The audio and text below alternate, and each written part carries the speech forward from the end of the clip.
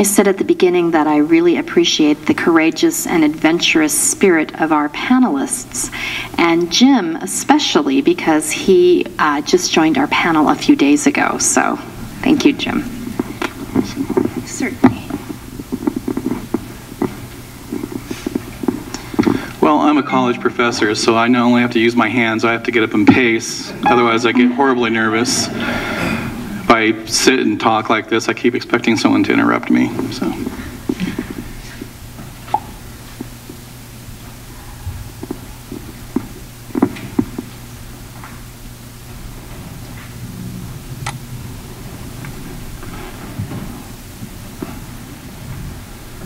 Yeah, everyone get comfortable. The good thing about batting last is that you get the longest time to talk. Everyone says, hey, I had to quit early. Okay, I believe this is it. And how do we go full screen on this, by the way? I'm used to Mac. Slideshow. Okay. Yeah, I know I have to be violent as well.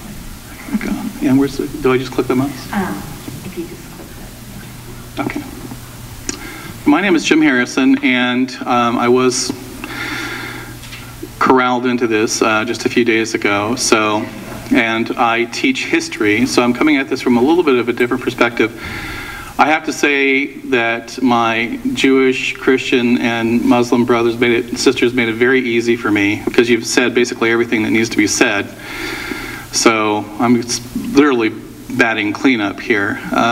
For those of you that don't know, the Bahai faith also believes in progressive revelation, so we not only recognize and believe and revere in Moses and Jesus and Muhammad, but also Buddha and Krishna.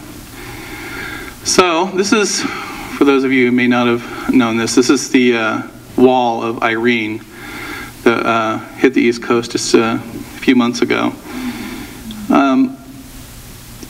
These are some of the concepts of sustainability from the Baha'i perspective.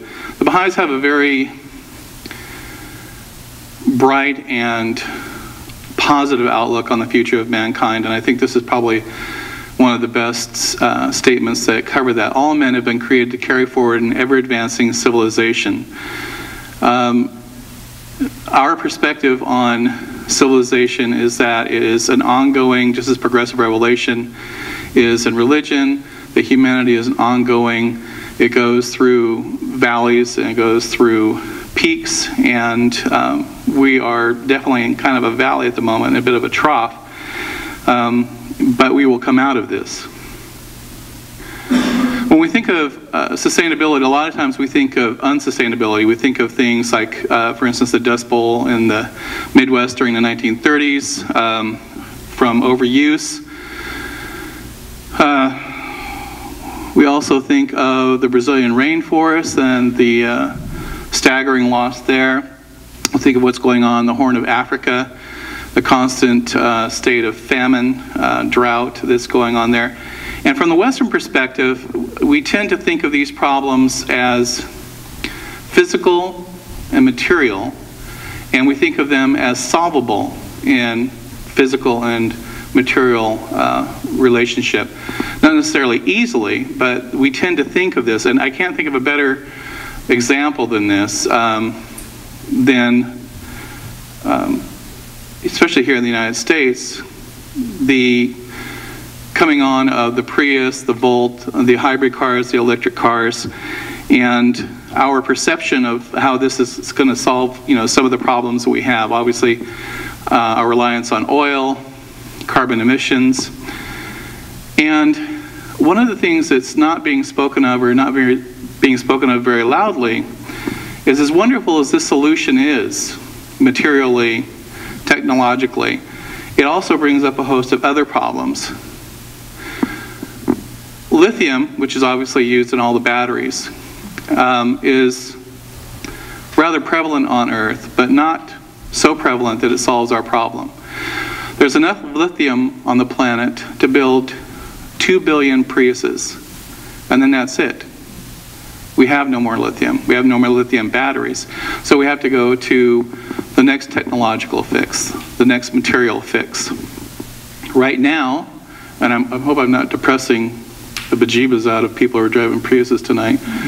I plan on buying one myself as soon as I can, but right now, the amount of energy and resources that it takes to build a Prius or a Chevy Volt, let's pick on Chevy also, far outweighs the benefits of those cars. We'll never have a return on that investment.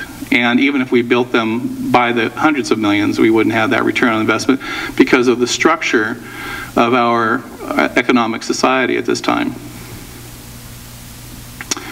We use a tremendous amount of energy to build these: nuclear, coal, hydroelectric. So from the Baha'i perspective, we see sustainability as beginning internally. It has to start within the human being. We cannot segregate the human heart from the environment outside us and say that once one of these is reformed, everything will be improved. Man is organic with the world. That was said earlier this evening beautifully. His inner life molds the environment and is itself also deeply affected by it. The one acts upon the other, and every abiding change in the life of man is the result of these mutual reactions. So, I was thinking about this because I've been involved, obviously I teach history, and I teach U.S. history, and I have a number of students who are involved with Occupy Portland right now. I have some students who are involved with Occupy New York right now. I have one student who's involved in Occupy Auckland. Yes, the New Zealanders, for some reason, have gotten all up in it about something. I mean, they shot Lord of the Rings there. How much more peaceful can it be? There's hobbits that live there, but apparently they're up about something. And so from the Baha'i perspective, one of the things when we look at sustainability is what are the problems causing unsustainability? What is it that is in our culture that's keeping us from doing this? We recognize some of the aspects of internal change, but from the Baha'i perspective, for instance, the philosophy of materialism is at the root of this. Not just simply going out and getting a bigger, better Lexus. That in itself is the crass materialism aspect of it. But in this quote, the second paragraph, it is the same cancerous materialism which Baha'u'llah denounced in his writings, comparing it to a devouring flame and regarding it as the chief factor in precipitating the dire ordeals and world-shaking crisis. And we're certainly seeing that. Baha'u'llah wrote that 140 years ago. And we hear a lot, for instance, a lot of talk on the web pages about the cancerous aspects of capitalism right now. And my Muslim brother brought that up beautifully earlier about the problems that we're having in our unsustainable lifestyle. Infinite growth. Who's heard of this when you're listening to talk radio, 90% of which describes itself as conservative talk radio? Just a little fact, 9 companies own 94% of all media in the United States, and of the 2,904 radio stations on the AM side, 94% of those actually describe themselves as conservative. Anyway, infinite growth, infinitely insane. We lived in a closed system. It was pointed out earlier. There is no way you can have infinite growth in a closed system unless we're going to be on Mars and strip mining it in a big fat hurry. That's not going to happen. Materialism from the Baha'i perspective has 2 elements. One is the crass aspect. The other part is the gravity well of the ego, the meism, the cult of meism in the United States that is going on right now. And this leads to some perplexing problems.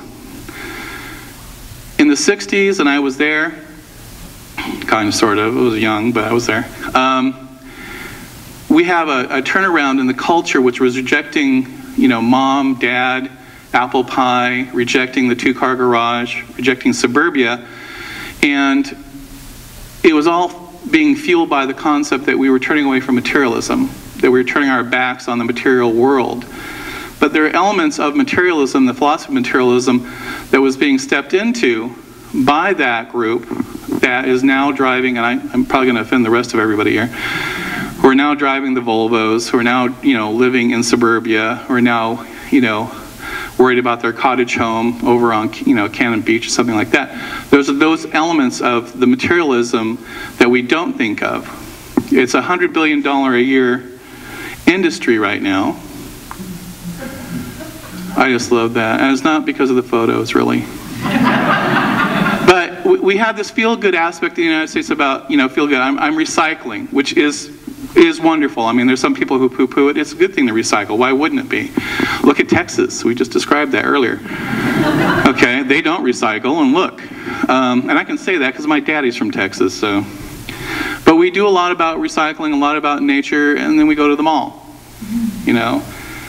But when we go to the mall and we come home, a lot of our stuff ends up here. So we get a little bit more concerned. And we want to do more recycling about this. So we feel okay when it comes time to the fact that we could buy that Lexus after all. So there's this dichotomy that's going back and forth between a rejection of what we consider crafts materialism and trying to endeavor to do the right thing with recycling, with getting back to nature, with rejecting the more crass elements of materialism. But the cycle within the United States keeps coming back around. We keep repeating the same mistake. And that's one of the things I think that led me to this talk tonight, is I was wondering, why is it that we keep going through this? What is it about ourselves as Americans specifically, since we consume more than anybody on the planet, and we waste more than anybody on the planet? What is it that's going on within American culture, and how can that change from the Baha'i perspective? What can we do? This is Occupy New York, Occupy Wall Street right now. And this is a rejection of this. I'm working with a lot of the people here in Portland, and you see a lot of the rejection of the crass materialism.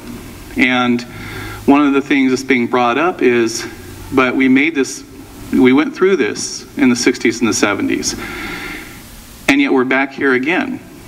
We've got materialism on steroids.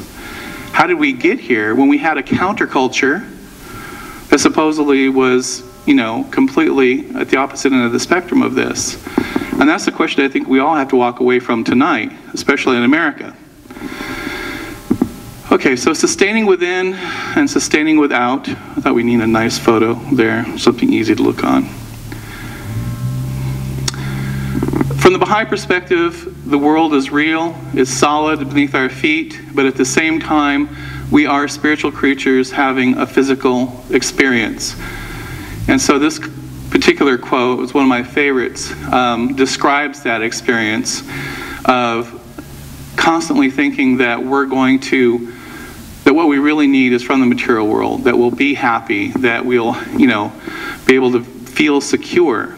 And especially the last line, when talking about, the fact that we all operate like lovers looking for that beloved. And when we find that image, we find that it cannot fatten or appease our hunger. We buy the new car. Or on the flip side of that, we begin to think that we're turning away from materialism and that we are helping the environment, but there's something missing. And I think we can see that because there is a $100 billion industry that essentially feeds into that aspect of turning away from materialism, but we're still not turning away from it.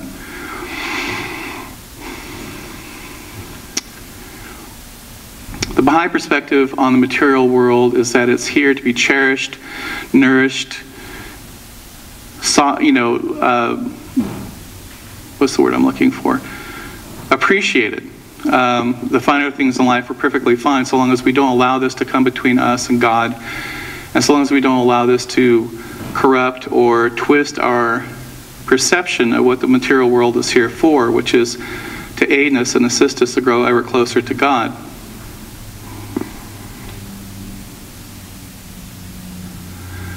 And as I said, the future from the Baha'i perspective is bright. We look at the fact that humanity will be able to get past this. We will be able to learn and mature on a spiritual level that will match the maturity that has suddenly come upon us from the material and the scientific level. Oh people, the source of crafts, sciences, and arts is the power of reflection. Make ye every effort that out of this ideal mind there may gleam forth such pearls of wisdom and utterance as will promote the well-being and harmony of all the kindreds of the earth.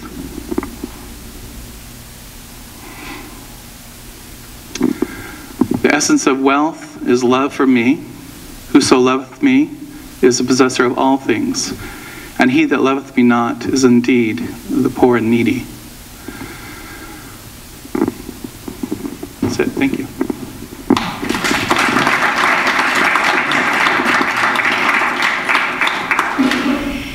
And so again, we take a moment to hold what we've heard.